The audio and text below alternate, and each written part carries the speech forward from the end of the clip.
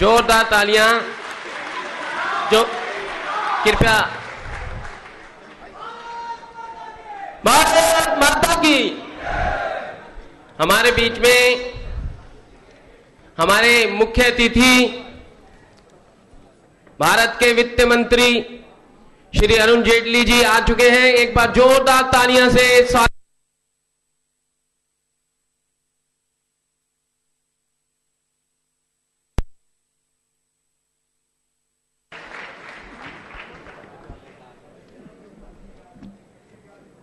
कौशल विकास मंत्री श्री राजीव प्रताप रूडी जी भी हमारे बीच में, एक बार जोरदार तालियों से उनका भी स्वागत करेंगे।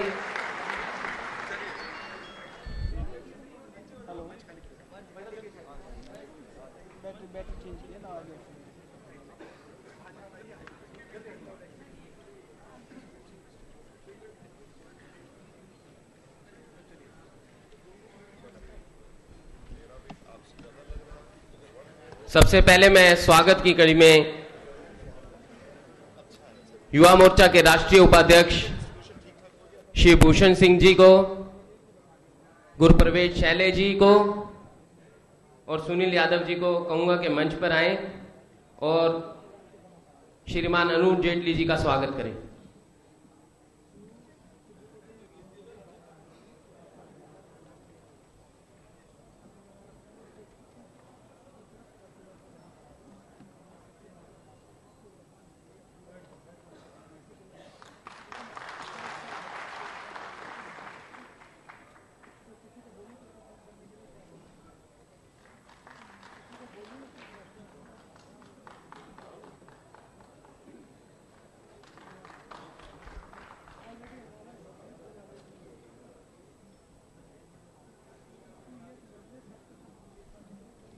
स्वागत को बीच में रोकते हुए, क्योंकि माननीय अरुण जी को थोड़ा जल्दी जाना है, मैं युवा मोर्चा के राष्ट्रीय अध्यक्ष और सभी युवाओं की धड़कन भाई अनुराग ठाकुर जी से निवेदन करूंगा कि वे आएं और अपना अध्यक्षीय उद्बोधन दें। बहुत बहुत धन्यवाद।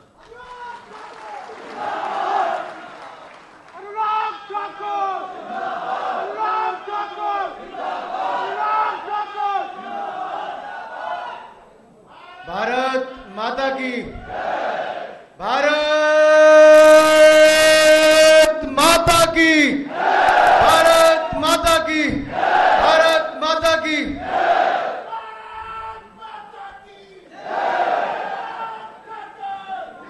मंच पर उपस्थित भारत सरकार में माननीय वित्त मंत्री परम आदरणीय अरुण जेटली जी, भारत सरकार में खेल एवं युवा विभाग के मंत्री आदरणीय सोनोवाल जी और करोड़ों युवाओं को कौशल विकास देने वाले स्किल मिनिस्ट्री के हमारे मंत्री आदरणीय राजीव प्रताप रूडी जी, भारतीय जनता पार्टी के राष्ट्रीय महामंत्री आदरणीय अरुण सिंह जी, युवा मोर्चा के राष्ट्रीय महामंत्री राहुल कोठारी जी और सभा में उपस्थित विभिन्न प्रदेशों के आए हुए अध्यक्ष, जिलों मंडलों के अध्यक्ष, पदाधिकारी, प्रिय भाई और बहनों और मीडिया से आए हुए मेरे प्रिय मित्रों, सबसे पहले मैं अपनी ओर से आप सबको नरेंद्र मोदी जी के जन्मदिवस के अवसर पर हार्दिक बधाई और शुभकामनाएं देता हूं और आप सबकी ओर से इस देश के लोकप्रिय प्रधानमंत्री जिन्होंने दुनिया भर में भारत का नाम रोशन किया है, उनको आप सबकी ओर से भी जन्मदिन की हार्दिक बधाई और शुभकामनाएं देता हूं। मैं अटल जी की चंद लाइनों से आज की बात की शुरुआत करूंगा। आओ फिर से दिया जलाएं, भरी दोपहरी में अंधियारा, सूरज परछाई से हारा, अंतरम का ने निचोड़े, बुझी हुई बाती सुलगाएं, आओ फिर से दिया जलाएं, आओ फिर से दिया जलाएं। 60 सालों से फैले हुए अंधेरे को दूर करने के लिए नरेंद्र मोदी जी ने कुछ दिए जलाए। और ये देश के हर इंसान के हर पहलू को रोशन करने में सक्षम है। इसके बावजूद कुछ लोग पूछते हैं कि अच्छे दिन कब आएंगे। उनके लिए दियों का नाम हमने क्रांति दिया है। भगत सिंह जी ने कहा था कि अगर पैरों को सुनने के लिए या सुनाने के लिए धमाकों की जरूरत होती है, ये पंच क्रांति ऐसा धमाका है जो पूरे देश में अपनी गूंज कराएगा। ना एक दिन में कुछ बिगड़ता है, ना सुधरता है।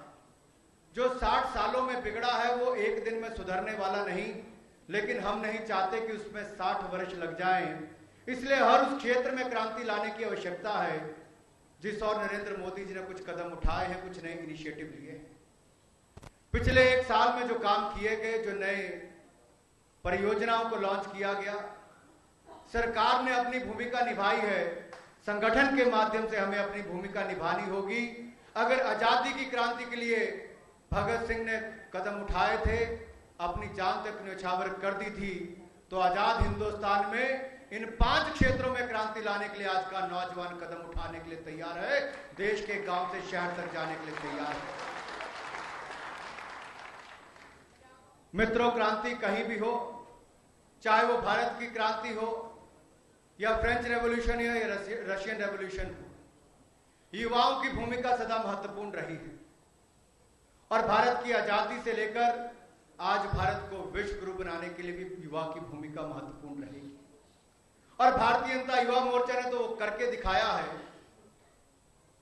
चाहे वो लाल चौक पर तिरंगा फहराने की बात हो, तो कलकत्ता से कश्मीर तक की यात्रा की तो भारतीय जनता युवा मोर्चा के कार्यकर्ता ने वहां जाकर भी तिरंगा झंडा लहराया। अगर वो इस देश में पनप रहे भ्रष्टाचार को उजागर करने के लिए देश भर में 2500 कार्यक्रम करने के बाद यूपीए की सरकार को घेरने के लिए संसद का घेराव भी किया, तो भारतीय जनता युवा मोर्चा के कार्यकर्ताओं ने लाठियां खाकर गोली करके दिया। अगर 2014 के चुनाव में 1984 के बाद पूर्ण बहुमत किसी सरकार को दिलाने के लिए सबसे महत्वपूर्ण भूमिका नरेंद्र मोदी जी के नेतृत्व में किसी ने निभाई, तो हिंदुस्तान के नौजवान ने भारतीय जनता युवा मोर्चा के कार्यकर्ताओं ने। अगर सरकार बनाने से पहले आपकी महत्वपूर्ण भूमिका थी, अगर भ्रष्ट कांग्रेस को उखाड़ने के लिए आपकी महत्वपूर्ण भूमिका थी, अगर लाल चौक पर तिरंगा फहराने के लिए आपकी महत्वपूर्ण भूमिका है, तो आज भी इस देश में नई क्रांति लाने के लिए, इन 5 क्षेत्रों में क्रांति लाने के लिए आप ही की सबसे ज्यादा महत्वपूर्ण भूमिका है। इस देश की नौजवान की सबसे ज्यादा महत्वपूर्ण भूमिका है। इस सभागार हाल को देखकर मैं कह सकता हूं, अगर इस देश के नौजवानों को यहां पे बुलाया गया तो जैसे सभागार हॉल कम पड़ गया, कल को देश के कोने कोने में युवाओं की कमी नहीं पड़ेगी। मैं आदरणीय अरुण जेटली जी का आभार प्रकट करना चाहता हूं। देश के वित्त मंत्री होने के नाते पूरे देश की अर्थव्यवस्था को आगे बढ़ाने के लिए इनके कंधों पर जिम्मेदारी है। देश को नया आयाम देने के लिए इनकी जिम्मेदारी है। लेकिन मैं माननीय जेटली जी से कहना चाहता हूं, जब योग के क्षेत्र में क्रांति आएगी, कन्या शक्ति क्रांति होगी, निर्माण का क्रांति होगी, कौशल क्रांति होगी, स्वच्छता क्रांति होगी, जब ये 5 क्रांतियां आएगी तो देश में अर्थ क्रांति भी उसके साथ में आएगी। क्योंकि हर क्षेत्र अर्थ के साथ जुड़ा हुआ है, अर्थशास्त्र के साथ जुड़ा हुआ है। अगर योगा की ही बात की जाए, माननीय प्रधानमंत्री जी ने यूनाइटेड नेशन की जनरल असेंबली में जाकर अपनी ओर से रेजोल्यूशन, आप विश्वास कीजिए, योग की बात करते ही 177 से ज्यादा देशों ने आम सहमति दी और पूरे दुनिया भर ने कहा हां 21 जून को योग दिवस के रूप में मनाया जाना चाहिए। यह मोदी जी की नहीं, भारत की जीत। और 21 जून को पूरी दुनिया भर में योग दिवस को बड़े रूप में मनाया गया। पूरी दुनिया भर में लगभग 5 लाख करोड़ रुपए की इंडस्ट्री योग के क्षेत्र में है। केवल यूएस में लगभग 3 करोड़ से ज्यादा लोग योग करते हैं। 1.5 लाख करोड़ की इंडस्ट्री वहां पर होगी। भारत के कोने कोने में, गांव गांव तक हमें कैसे पहुंचाना है, योगशालाएं चलाकर या योग के क्षेत्र में क्रांति लानी है, तो उसके लिए सबसे बड़ा योगदान युवाओं को निभाना होगा। हम इस क्षेत्र में भी आगे चल के करेंगे। देश के टीवी चैनल पर देखा जाए, चाहे डॉक्टर एपीजे अब्दुल कलाम आजाद का स्वर्गवास हुआ, लेकिन न्यूज किसी आतंकवादी की चलती रही। उसके बाद भी कई दिनों तक एक मर्डर की कहानी पर पूरी रात रात की खबरें सारा दिन वही चलती रही। क्या सकारात्मक कार्यक्रमों को आगे बढ़ाने के लिए भी सोच चलेगी? क्या याकूब मेनन, इंद्राणी मुखर्जी से आगे निकलकर भी हम आगे सोच पाएंगे? वहां तक वो आवाज पहुंचे ना पहुंचे, लेकिन आप लोगों को पंच क्रांति के माध्यम से देश के कोने कोने तक आवाज पहुंचाने का आपकी ऊपर जिम्मेदारी है, हम उसको पहुंचाएंगे। सोशल मीडिया के माध्यम से पिछले 22 दिनों में 1 करोड़ लोगों तक आपने अब तक अपनी आवाज पहुंचा दी है। सोशल मीडिया के माध्यम से पंच क्रांति 1 करोड़ लोगों तक पहुंच चुका है। लेकिन केवल सोशल मीडिया नहीं चलेगा, सड़क सड़क, गांव गांव, सोसाइटी से गांव तक चलना होगा। इसलिए मैं आपसे निवेदन करने आया हूं, चुनौती को लेना होगा। स्वच्छता क्रांति को सही मायने में जमीन स्तर पर लाना होगा। तो 2010 की वर्ल्ड बैंक की रिपोर्ट कहती है कि India loses 6.4% of the GDP, यानी कि 4.5 लाख करोड़ रुपए तक का नुकसान हम करते हैं because of lack of sanitation facilities in India. और देश भर में 57 करोड़ डायरिया के मरीजों के बीच में 4.5 लाख लोग प्रति वर्ष मरते हैं। यह हमारे लिए चुनौती है मित्रों। रोज हम देखते हैं डेंगू की बात होती है। मैं आपसे केवल इतना कहना चाहता हूं, अगर हम अपने देश को स्वच्छ रखेंगे तो स्वस्थ भी होगा। स्वच्छ भारत, सुंदर भारत, स्वस्थ भारत के रूप में होगा। और जो 1000 करोड़ रुपए तक का हमें टूरिज्म का नुकसान होता है वो नहीं होगा, कई गुना ज्यादा हमारा टूरिज्म बढ़ सकता है। स्वच्छ भारत को आगे बढ़ाने के लिए मोदी जी ने जो आवाज उठाई, अपने हाथ में झाड़ू पकड़ा, उसको देखकर सचिन तेंदुलकर से लेकर सलमान खान ने भी झाड़ू पकड़ा और देश की गलियों को साफ करने के लिए आगे निकल आए। मोदी जी ने कहा बेटियों के लिए हमें शौचालय बनाकर देने हैं। मोदी जी के ऊपर देश ने विश्वास रखा और 80 लाख से ज्यादा शौचालय बनकर तैयार हुए। 13.5 करोड़ बच्चों को शौचालयों की सुविधा 1 वर्ष में बनाकर दे दी तो नरेंद्र मोदी की सरकार ने। और यही क्रेडिट अरुण जेटली जी को भी जाता है, जिनके विभाग ने वो कर दिखाया जो कांग्रेस 60 वर्षों में नहीं कर पाई। इनके विभाग ने 6 महीनों में बैंक के अधिकारियों ने कर दिया और 17.5 करोड़ बैंक के खाते 6 महीने के अंदर भारत में नए खुलकर दिखाए। यही नहीं मित्रों, अगर देश को आगे बढ़ना होगा, देश का विकास करवाना होगा तो देश में निर्माण कराना होगा। अगर देश में निर्माण कराना होगा तो देश में कौशल विकास को भी बढ़ाना होगा। हिंदुस्तान में केवल 4.7% लोग ट्रेंड मैन पावर है जिनको औपचारिक रूप से कौशल विकास किया गया है। 2022 तक 11 करोड़ लोग और नए जुड़ेंगे वर्कफोर्स में जिनको कौशल विकास की जरूरत है। 29 करोड़ लोग ऐसे जिनको आज भी कुछ ना कुछ किसी ना किसी रूप में कौशल विकास की जरूरत है। अगर सबसे बड़ी जिम्मेदारी किसी है तो राजीव प्रताप रूडी जी की है कि आने वाले इन करोड़ों लोगों को कौशल विकास कैसे लाएंगे। दुनिया की सबसे बड़ी ट्रेंड मैन पावर भारत में कैसे तैयार की जा सके। क्या जर्मनी का मॉडल हम अडॉप्ट कर सकते हैं ड्यूल एजुकेशन सिस्टम का, जहां इंडस्ट्री की बड़ी भागीदारी होगी, जहां पर हमें पढ़ाई करने के साथ साथ फैक्ट्री में या किसी और उद्योग में काम करना होगा, जहां प्रैक्टिकल ट्रेनिंग पर ज्यादा जोर दिया जाएगा, पढ़ते पढ़ते कमाई का साधन भी होगा और पढ़ने के बाद सीधा रोजगार आपके हाथ में तैयार होगा। ऐसी व्यवस्था हमें खड़ी करनी होगी। अगर उस और हमें जाना होगा तो इस चुनौती को समझना है, क्योंकि यूएसए में 52% लोग स्किल्ड मैन पावर है, तो कोरिया में 96% है, जापान और जर्मनी में 80% आबादी स्किल्ड मैन पावर है। वहीं पर निर्माण क्रांति में मैं माननीय अरुण जी को बधाई देना चाहता हूं। जब ये डिफेंस मिनिस्टर थे तो इन्होंने फाइनेंस मिनिस्टर के साथ साथ डिफेंस मिनिस्टर होते हुए मेक इन इंडिया प्रोग्राम को गति देते हुए डिफेंस के सेक्टर में एफडीआई को और वृद्धि की 49% की मंजूरी दी। डिफेंस सेक्टर में 70,000 करोड़ रुपए की खरीद के लिए नई परियोजनाओं को मंजूरी दी। मेक इन इंडिया को जमीन पर लागू करने के लिए दुनिया भर की बड़ी बड़ी कंपनियों को यहां आने का न्योता दिया। आज आपको इस बात की जानकर प्रसन्नता होगी, जो अर्थव्यवस्था लगातार नीचे यूपीए के समय आ रही थी, मोदी सरकार ने पिछले 1 वर्ष में इतना काम किया है कि दुनिया में सबसे तेजी से बढ़ने वाली अर्थव्यवस्था भारत की बनी है, सबसे आगे विकास। और यही नहीं, अगर हम बीपीआई का सर्वेक्षण लें तो उसमें बेसलाइन प्रॉफिटेबिलिटी इंडेक्स ने कहा है कि 48% इंक्रीज एफडीआई इक्विटी इनफ्लो पिछले अक्टूबर से लेकर अब के अप्रैल तक हुई है। ये अपनी बड़ी बात है। इलेक्ट्रॉनिक, ऑटोमोबाइल, डिफेंस और फूड प्रोसेसिंग सेक्टर में और एनर्जी सेक्टर में लगातार हमारे यहाँ पर निवेश बढ़ा है और इसका श्रेय किसी को जाता है तो नरेंद्र मोदी जी और अरुण जेटली जी को जाता है। देश में लगातार निवेश बढ़ रहा है, देश की विकास दर बढ़ रही है, देश आगे बढ़ने का प्रयास कर रहा है, लेकिन देश के विकास में बेटियों का योगदान कैसे बढ़े? बेटी संस्कृति की संवाहक है, जिसकी रक्षा सुरक्षा हमारा परम धर्म है। यहां पर जो छात्रों ने कुछ यहां पर कार्यक्रम करके दिखाया, वो अपने आप में कहता है बेटी बचाओ बेटी पढ़ाओ अभियान को आगे बढ़ाना है। 2001 में जहां पर 927 लड़कियां 1000 लड़कों के मुकाबले में थी, 2011 में कम होकर 917 रह गई।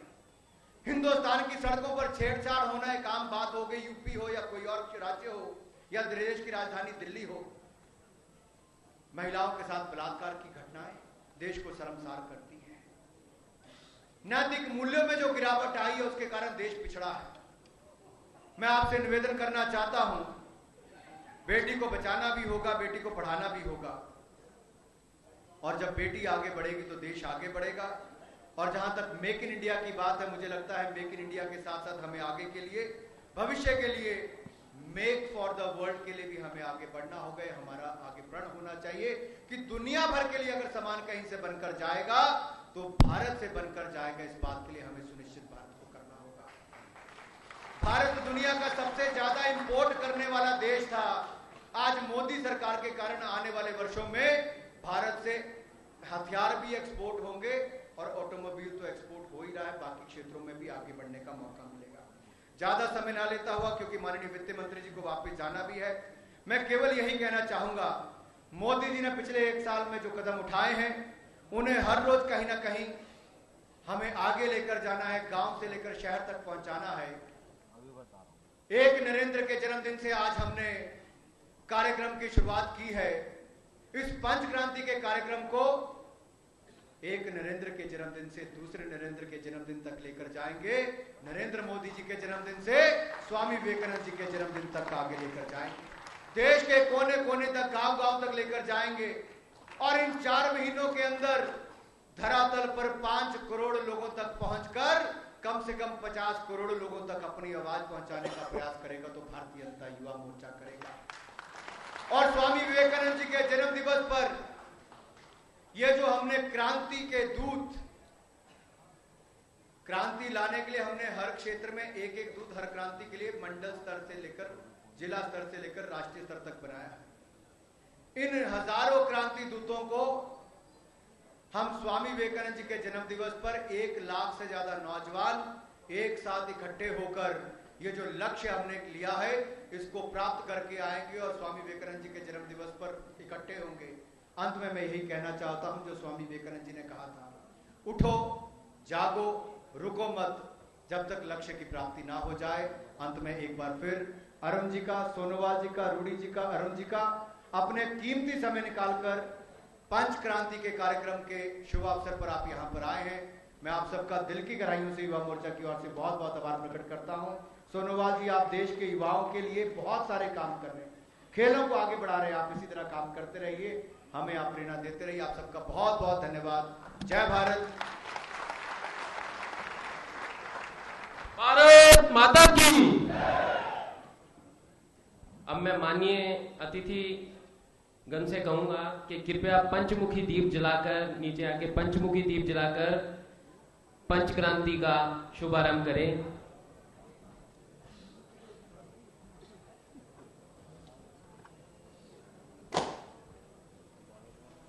पंच क्रांति की आग इतनी तेजी से भारत में फैली कि उसकी गर्मी से हर कार्यकर्ता में एक नया जोश आया है। उसी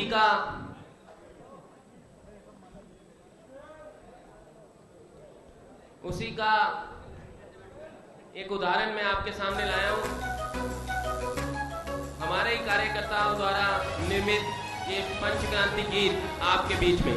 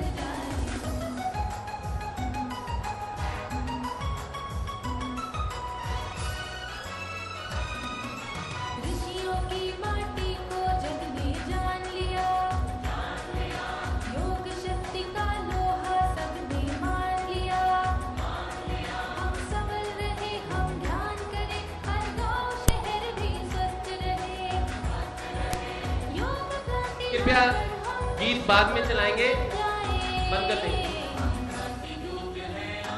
अब मैं आज के मुख्य अतिथि भारत के वित्त मंत्री श्री अरुण जेटली जी से निवेदन करूंगा कि वे आए और युवाओं में अपने आशीर्वचन रखें।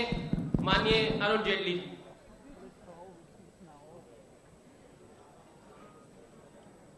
भारतीय जनता युवा मोर्चा के राष्ट्रीय अध्यक्ष और सांसद श्रीमान अनुराग ठाकुर जी, केंद्रीय मंत्रिपरिषद के सदस्य और भारतीय जनता पार्टी के वरिष्ठ नेतागण श्री राजीव प्रताप रूडी जी,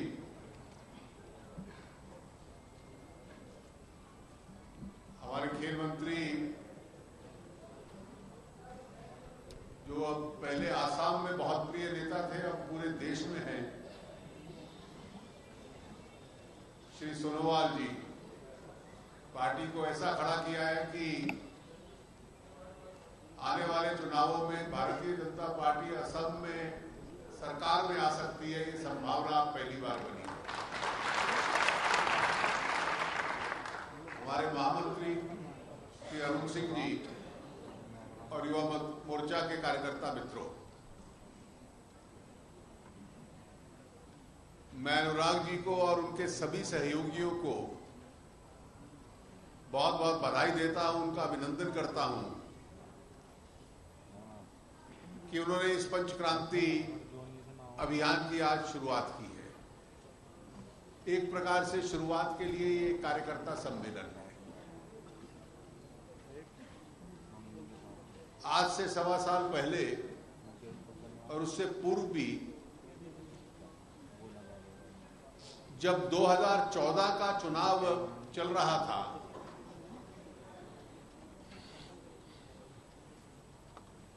तो एक बहुत बड़ा विवाद था कि क्या भारतीय जनता पार्टी मोदी जी को अपना उम्मीदवार घोषित करेगी कि नहीं करेगी।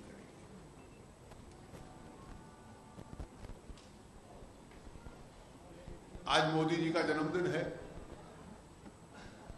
लेकिन उनकी प्राथमिकता और स्वभाव जो है वो अपना जन्मदिन नहीं मनाते। लेकिन देश की राजनीतिक परिस्थिति के संबंध में आज का शुभ दिन युवा मोर्चा ने चुना है,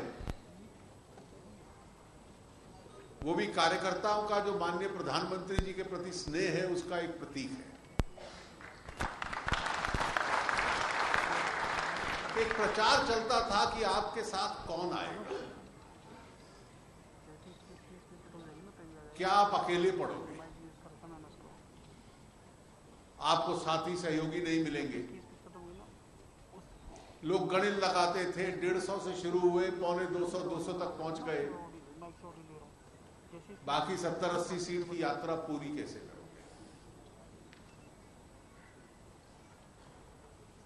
मुझे याद है कि एक बार पार्टी कार्यालय में मीडिया के अपने मित्रों से बात करते हुए मैंने कहा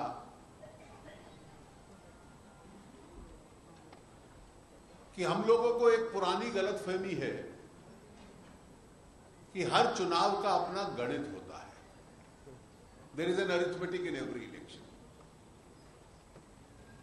लेकिन 2014 का चुनाव गणित का नहीं था। जमीन की जो केमिस्ट्री थी वो बदल चुकी थी, और इसलिए मैंने कहा था उस वक्त कि ये चुनाव गणित का नहीं है। It's not about arithmetic, it is about the changed chemistry of Indian politics. कौन सा समाज किधर जाएगा, कौन सी जात किधर जाएगी, ये चुनाव उसका नहीं था। और पूरे देश भर में हमने देखा कि उस बदली हुई केमिस्ट्री में देश का नौजवान नेतृत्व कर रहा था, और जो हमारे कार्यक्रमों में, सभाओं में भीड़ होती थी, उसमें नौजवान सबसे आगे होता था उस अभियान को आगे चलाने में। मुझे ये भी कहने में संकोच नहीं है कि उस केमिस्ट्री का असर देखिए। महाराष्ट्र में हम हमेशा जूनियर पार्टनर के रूप में लड़ते थे, हम बहुमत के नजदीक पहुंच गए। हरियाणा में हम जूनियर पार्टनर के रूप में लड़ते थे, हमने अपनी ताकत पे सरकार बना ली। झारखंड में हम हमेशा गठबंधन की तलाश में रहते थे, हमने अपनी ताकत में सरकार बना ली। जम्मू कश्मीर में कोई हमारे साथ बैठने को तैयार नहीं होता था, हमने अपनी सरकार बना ली। और ये जो यात्रा है, इस देश के बदले हुए मिजाज की है, इस देश के बदले हुए स्वभाव की है। और मुझे यह भी कहने में कोई संकोच नहीं है, आप में से बहुत ज्यादा साथी आने वाले बिहार के चुनाव में लड़ोगे। बिहार के चुनाव में भी इस बार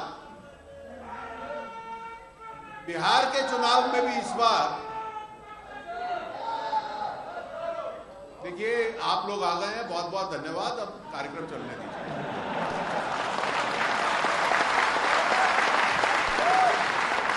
बिहार में भी इस बार एक विचित्र परिस्थिति है। हमारे सभी विरोधी एक दूसरे के साथ इकट्ठे हो गए।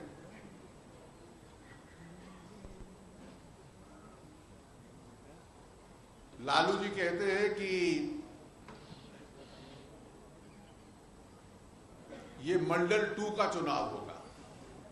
उनके साथ जो बैठी होती हैं, जिस सभा में कहा सोनिया जी, तो मंडल 2 के खिलाफ सबसे तीव्र भाषण तो राजीव जी ने दिया था। नीतीश कुमार पावर में आए थे ये कहकर कि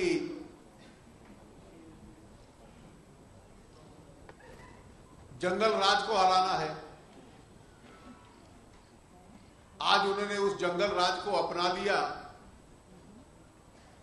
और अपने कंधों के ऊपर उठा दिया। मुझे याद है कि एक समय राजनीति होती थी इस देश की,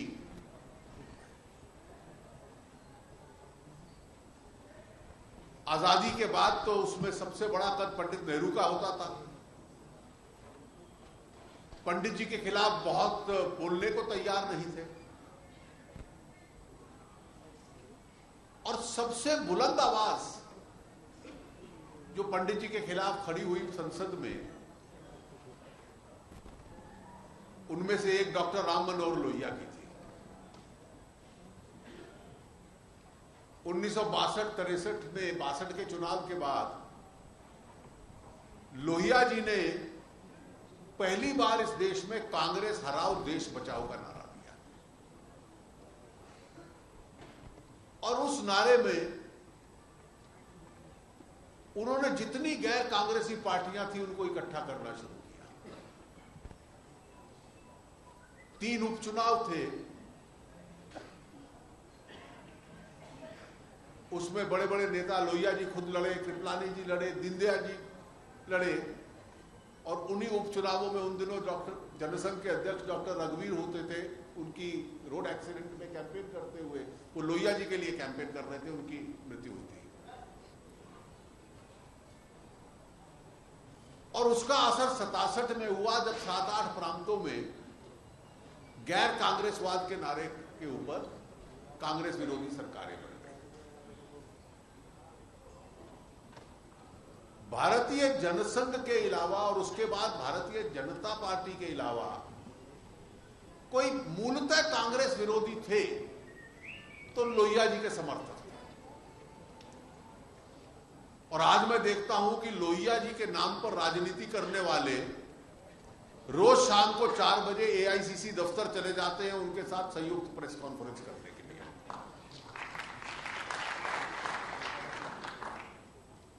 The legacy of Dr. Lohia has been destroyed by these people. जो विरासत लोहिया जी ने छोड़ी थी इनके लिए, उस विरासत को इन्होंने अपमानित कर दिया।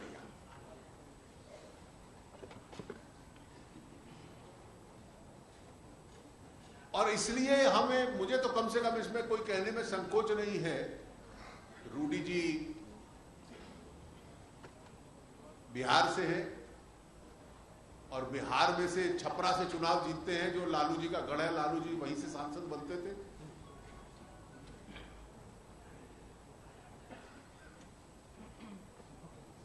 तो 2 बार, एक बार लालू जी को और दूसरी बार राबड़ी जी को, दोनों को हरा चुके हैं एक बार।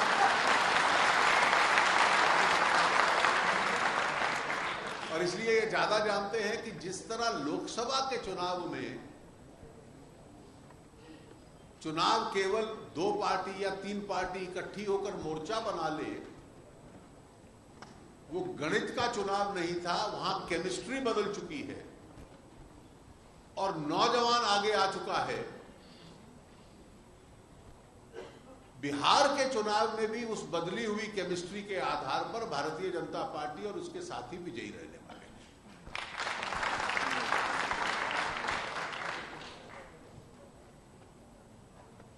देश में और पूरी दुनिया में मैं केवल 3-4 विषय अनुराग जी बताना चाहूंगा।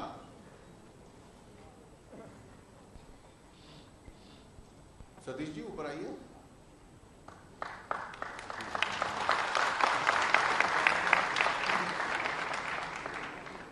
पूरे विश्व में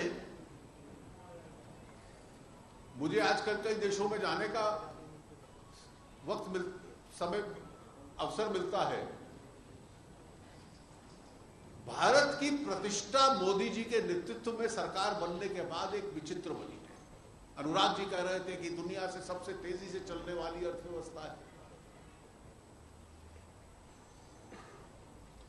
एक प्रकार से इस देश की भावना को इकट्ठा कर दिया और विदेशों में जो भारतीय मूल के लोग बसे हुए हैं, जो पीढ़ियों से वहां हैं, एक भारतीयता का भाव पैदा कर देना।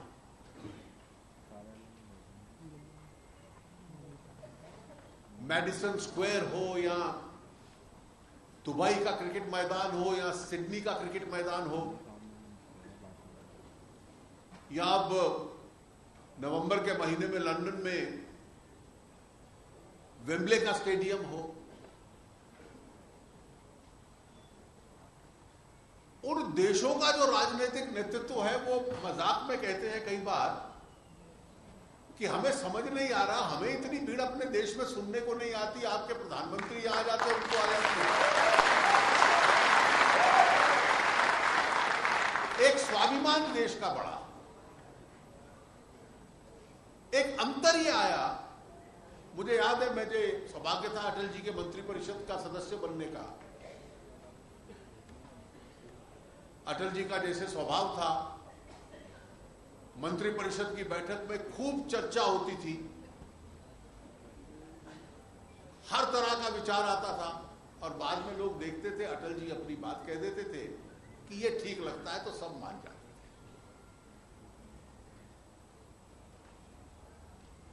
मोदी जी का मंत्रिपरिषद की बैठक तो उससे भी लंबी चलती है, एक एक राजनीतिक और जो विषय आते हैं हर एक पे चर्चा होती है। लेकिन अटल जी के नेतृत्व में और मोदी जी के नेतृत्व में जो सरकारें चली और पिछली कांग्रेस की सरकार चली, उसमें क्या अंतर था?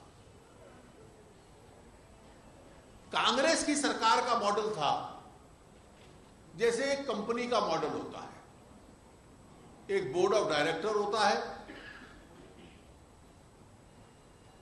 वो नीति तय करता है, वो अलग बैठता है और एक सीईओ को लगा देता है कि दिन पर दिन तू कंपनी चलाता रहे,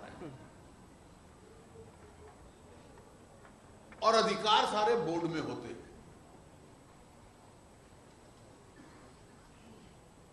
एक परिवार ने इस प्रकार का शासन चलाया और उस परिवार को लगता था कि ये मुझे भगवान से अधिकार मिला हुआ है कि इस देश पे मैं ये हुकूमत करूंगा। यह गलतफहमी थी कि we have a divine right to rule, और उसका सबसे बड़ा उदाहरण था इमरजेंसी के दौरान। 40 साल हो गए जब तत्कालीन प्रधानमंत्री इंदिरा जी अपनी इलेक्शन का केस हार गई और उनको अनसीट कर दिया गया, तो कांग्रेस का बहुमत था संसद में। वो हट जाती तो कोई दूसरा कांग्रेस का नेता प्रधानमंत्री बन जाता। लेकिन परिवारवाद की राजनीति थी कि उनको लगता था कि केवल राज करने का अधिकार मुझे है, और इसलिए उनकी पार्टी ने नारा दे दिया, Indira is India, India is Indira. और मेरी पार्टी का कोई दूसरा ना बने, मैं ही रहूं, तो देश के लोकतंत्र को समाप्त कर दिया। जब पिछली बार 2 बार कांग्रेस जीती,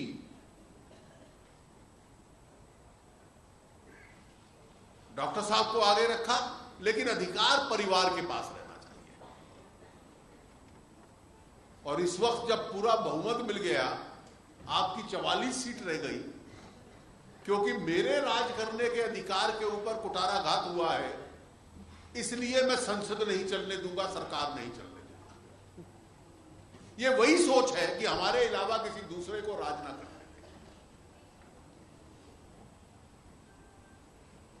और पिछले 10 वर्ष की सरकार इसलिए विफल थी कि लोकतंत्र में सबसे अंतिम शब्द प्रधानमंत्री का होता है, आपने दिया नहीं। वो अंतिम शब्द अटल जी का था, वो मोदी जी का है। और इसी कारण से देश की राजनीति को, देश के शासन को बदलने का वो प्रयास कर रहे हैं। अच्छे दिन कब आएंगे? 1.25 साल 16-17 महीने में इस देश में कोई विरोधी खड़ा होकर भ्रष्टाचार की उंगली ना उठा पाए।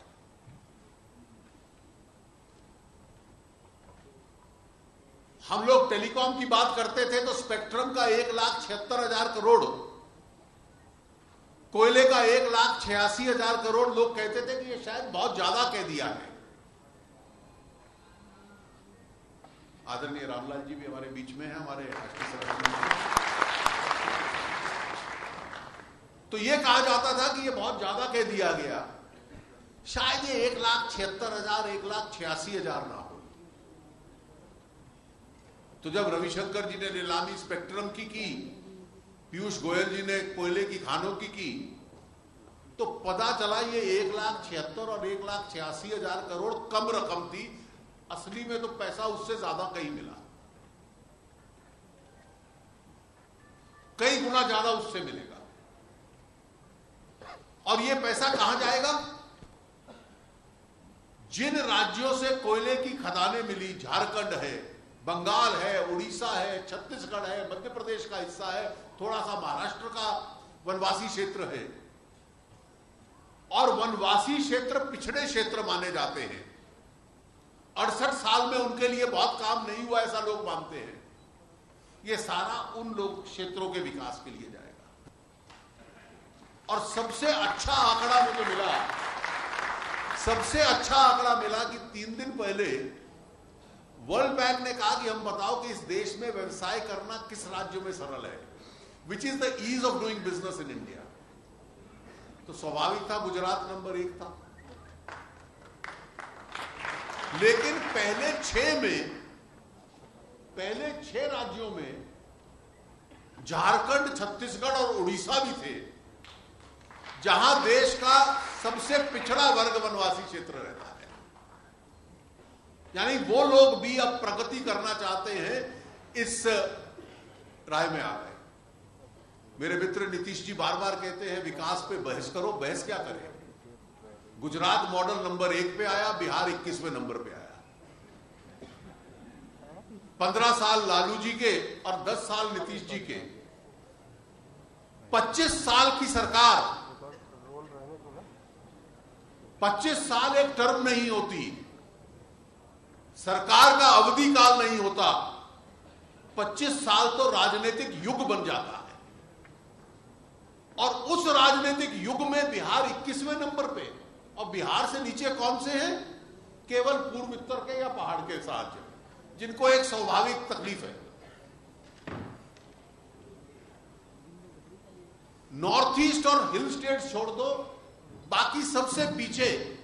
और ये जो महागठबंधन बना है लालू जी और नीतीश जी का, 15 साल एक ने राज किया, 10 साल दूसरे ने राज किया, और 25 साल राज करने के बाद 21वें नंबर पे बिहार, 1 नंबर पे गुजरात, और फिर कहते हो मेरे डेवलपमेंटल मॉडल के ऊपर बहस कर लो।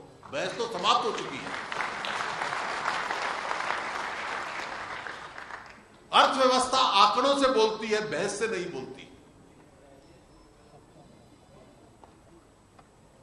और जो सरकार की रणनीति भी मोदी जी ने बनाई,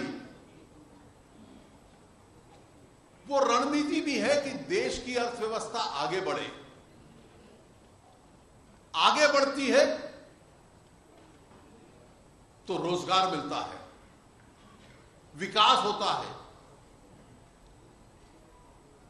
विकास के साथ साथ सरकार की जेब में राजस्व आता है। सरकार की जेब में राजस्व आता है तो सरकार उससे इंफ्रास्ट्रक्चर बनाती है। इस हालत में अटल जी की सरकार पे आप लोग भाषण देते थे तो कहते थे राष्ट्रीय राजमार्ग की कल्पना अटल जी ने शुरू कर दी। जब गडकरी जी को विभाग मिला तो पहले 17 कॉन्ट्रैक्ट्स जो देने लगे तो पता चला कोई ठेका लेने वाला नहीं था। हाईवेज पैरालाइज्ड रूप से मिले। देश के सार्वजनिक क्षेत्र के बैंक संकट काल में है। वहां से इस देश को दोबारा बनाना आरंभ किया है, और उसको दोबारा बनाने के लिए सरकार एक तेजी से निर्णय करे, एक एक विभाग में काम हो, अर्थव्यवस्था आगे बढ़े और गरीब के लिए रोजगार हो। यह आपने पंच क्रांति जो कही, स्वच्छ भारत प्रिवेंटिव केयर है।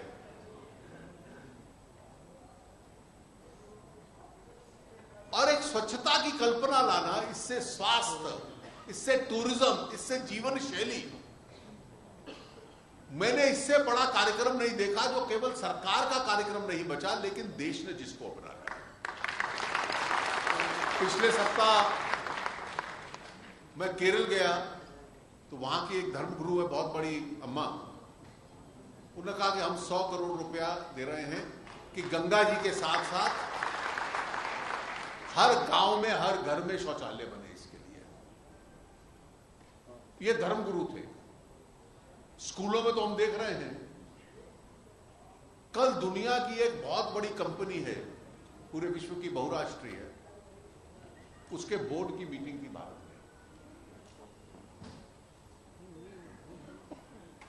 ये वो कंपनी है जो बहुत सारे चीजें बनाती है और बेचती है। उनका शायद अपना आर्थिक हित भी उसी में होगा। तो सफाई से संबंधित डिटॉल, हैंड सैनिटाइजर, ये सारे उनके बनते हैं, रैकेट। उसका बोर्ड सारा मुझसे मिला। पूरे दुनिया भर के, विश्व के बाहर के देशों के लोग हैं। उन्होंने कहा कि हमने ऐसा अभियान नहीं देखा, और वो सैकड़ों करोड़ रुपए लगा रहे हैं केवल इसका प्रचार करने में, कि ताकि लोगों को समझ में आए कि स्वच्छता के क्या क्या लाभ हैं। उनका ये भी स्वार्थ है कि शायद ये प्रचार होगा तो उनका सामान बिकेगा, लेकिन एक मास कैंपेन बन जाए।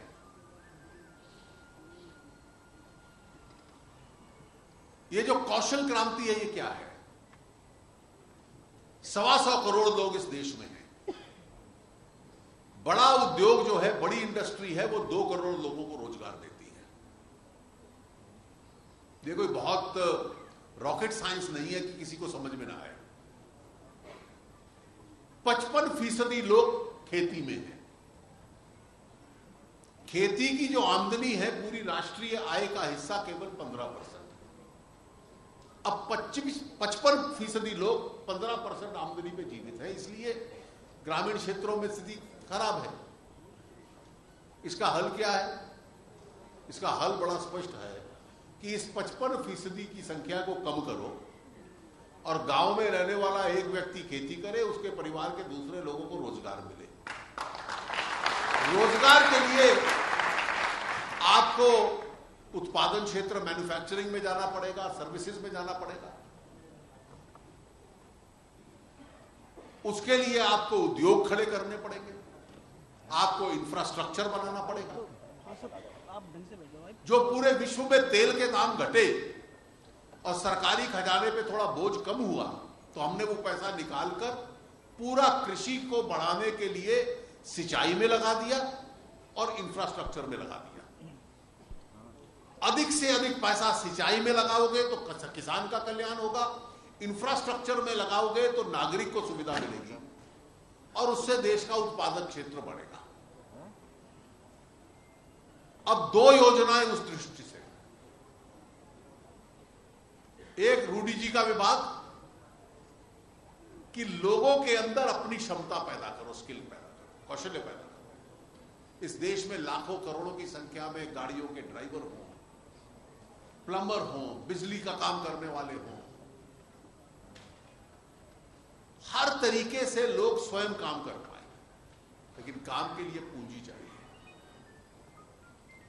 और 25 तारीख से जो कार्यक्रम तो चल रहा है सरकार की तरफ से, लेकिन पार्टी जिसमें साथ देगी, दीनदयाल जी के जन्मदिन से लेकर गांधी जी के जन्मदिन तक 25 सितंबर से 2 अक्टूबर तक देश भर में जो अनऑर्गेनाइज सेक्टर है और छोटा है, जो अनऑर्गेनाइज सेक्टर है, जो कोई रेड़ी लगाता है, छोटी सी दुकान करता है, अपने घर के पास कारखाना शुरू कर लेता है, बड़ा उद्योग तो देता है 2 करोड़ रोजगार, ये अनऑर्गेनाइज सेक्टर में है इस वक्त 11 करोड़ रोजगार। इसकी ताकत को बढ़ा दो, रूडी जी उनको ट्रेन करें, बैंक उनको आर्थिक सहायता दे और करोड़ों की संख्या में लोग अपनी आर्थिक गतिविधि स्वयं शुरू करें। ये जो कौशल्य की योजना है, ये उसके साथ चलती है और इस सारी योजनाओं के आधार पर हम शासन को आगे बढ़ाते। डिजिटल इंडिया, अब इसकी कितनी क्षमता है, इसकी क्षमता की कल्पना हम नहीं कर सकते।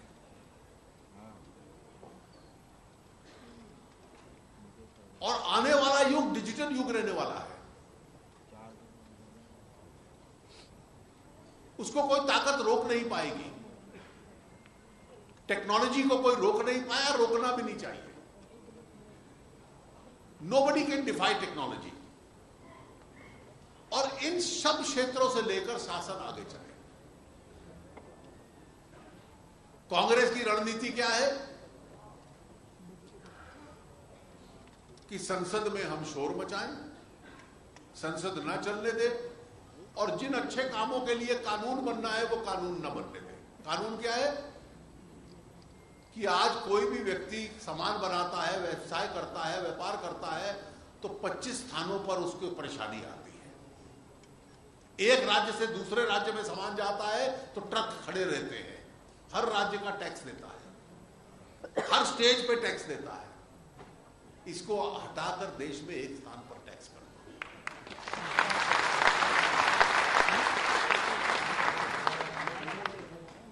मैं तो चाहूंगा कि देश के नागरिक और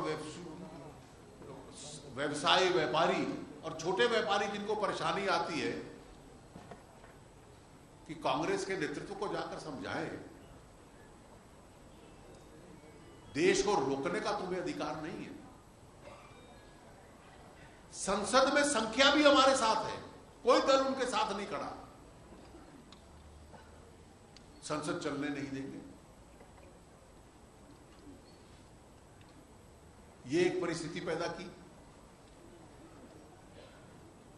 और मुझे तो ऐसा लगता है कि जो चुनावों में इनकी हालत हुई है, अब दिल्ली में हम जब से आजादी हुई, जनसंघ के जमाने से कांग्रेस को अपना विरोधी मानते थे। पहली बार दिल्ली के चुनाव में हमें लगा यार कांग्रेस इतनी कमजोर हो गई, थोड़ा थोड़ा ज्यादा वोट ले लेती तो हमारी भी सीटें बढ़ जाती। कई अन्य प्रांतों में भी ये होने वाला है। अभी ये महागठबंधन की मीटिंग जो रैली की इन्होंने, तो कांग्रेस की ये स्थिति थी कि जेडीयू और आरजेडी के नेता बाद में बोले कांग्रेस पार्टी की अध्यक्षा को पहले जो वार्म अप स्पीकर्स होते हैं ना, कि सभा जमाओ फिर बाद में मुख्य वक्ता आएंगे, तो वो वार्म अप स्पीकर का एक दर्जा दिया हुआ था, सभा जमाने वाला, ताकि बाद में बड़े नेता बोलेंगे।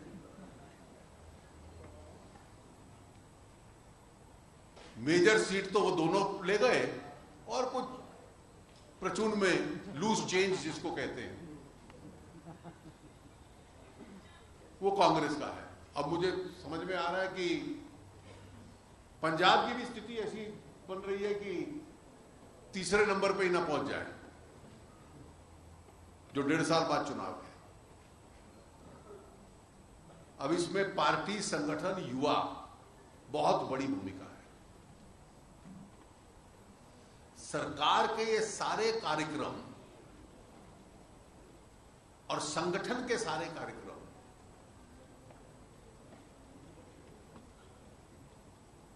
ये जनता के बीच में जाने हैं, और जनता में बीच में ले जाना केवल 2 तरीके हैं। एक है कार्यकर्ता और दूसरा है मीडिया।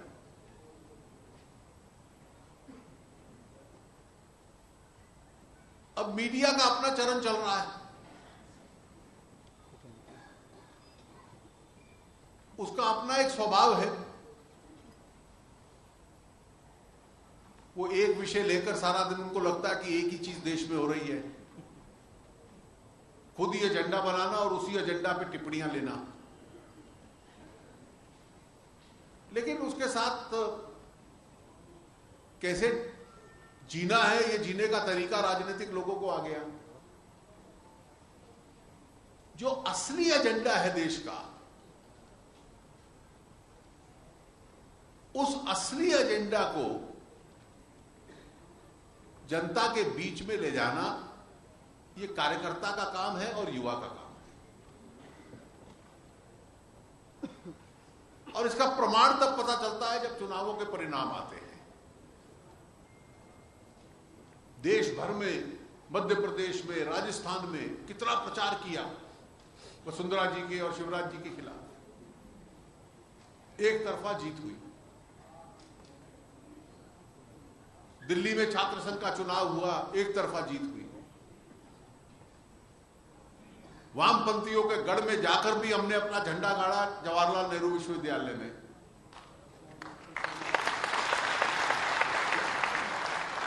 बेंगलोर में हम जीत गए, जनता ने हमें चुना, धोखाधड़ी से मेयर उनका बना, लेकिन वो धोखाधड़ी लंबी चलेगी नहीं।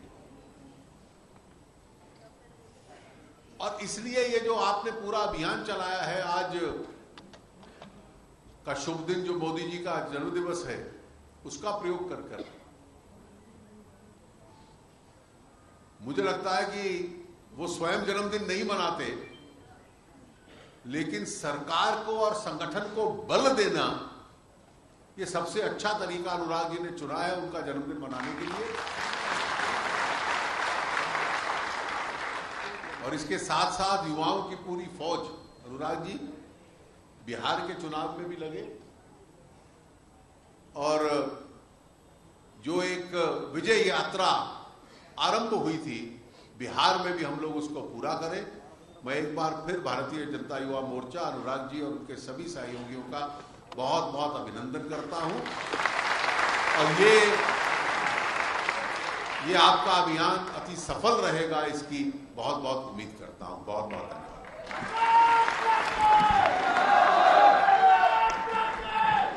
भारत माता की मित्रों, माता की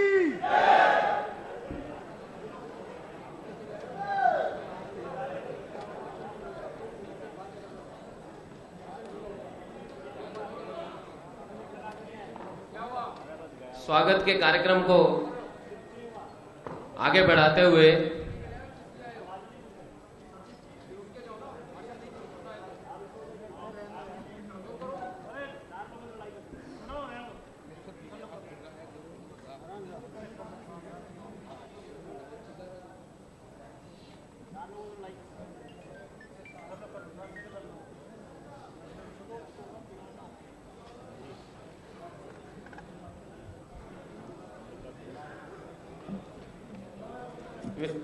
सभी कार्यकर्ता बैठे रहेंगे।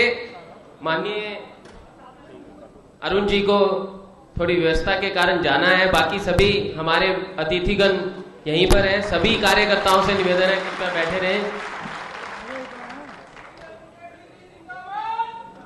जिंदाबाद जिंदाबाद।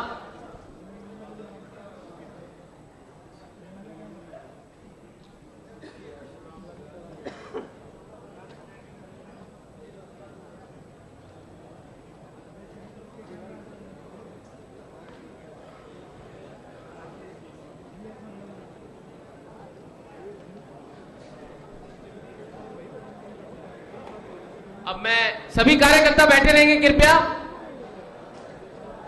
मैं अभी हमारे बीच में आए स्किल डेवलपमेंट मिनिस्टर और हमारे बड़े भाई राजीव प्रताप रूडी जी से कहूंगा कि युवाओं को अपना उद्बोधन दें।